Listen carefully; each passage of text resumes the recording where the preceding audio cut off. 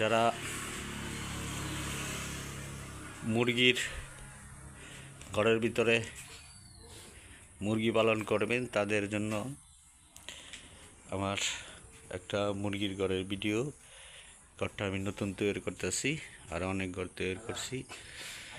তাই ঘরটা টিন লাগানোর আগে আমি ভিডিও করে রাখতেছি। ঘরটা দেখুন, কত ভালো ভালো কাঠ দিয়ে ঘরটা তৈরি করতেছি। ঘরটা দোতলা বিশিষ্ট। এটা হলো নিচতলা। এটার মধ্যে কমপক্ষে 20 থেকে 25টা মুরগি পালতে পারবেন। এটা হলো উপরতলা। যদি মনে করেন মুরগি ডিম পারলে কুচু বইতে চান, তাহলে এটার মধ্যে কুচু বইতে পারবেন। তারপরে এই যে দেখতেছেন ফাঁকগুলো, ওটার মধ্যে আমি নেট লাগাবো যাতে ভিতরে আলো বাতাস যাইতে পারে, মুরগির যাতে গ্যাস না আটকে মুরগিগুলি ভালো থাকে। এটার মধ্যেও নেট হবে। এটা উপরতলা। ঘরটা আমি রঙিন টিন দিয়া চাইব। এই যে রঙিন টিন, নতুন টিন, সব কিছুই নতুন। মেহগনি কড়ই কাঠ দিয়া বানানো হয়েছে। এটা হলো সামনের সাইড।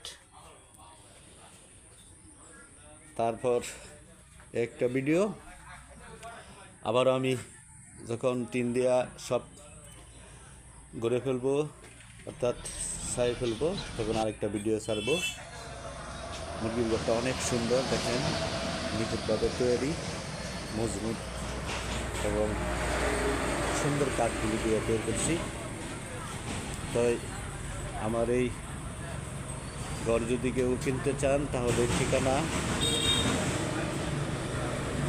জেলা ময়মনসিংহ, গফরগাঁও থানা, শিলাসী মধ্যপাড়া, শাহ মিসকিন রোড, হাই রোডের মোড়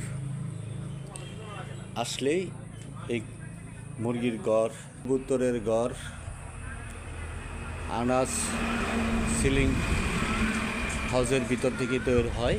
এটার মধ্যে এই যে দেখেন মুরগির ঘর, এই যে মুরগির ঘর রাস্তার সাইডে বানায়া দেওয়া হচ্ছে। কাস্টমার এখান থেকে কিনে নিয়ে যায়। এই যে একটা কবুতরের খুব 12 খুব বিশিষ্ট, খুব সুন্দর খুব।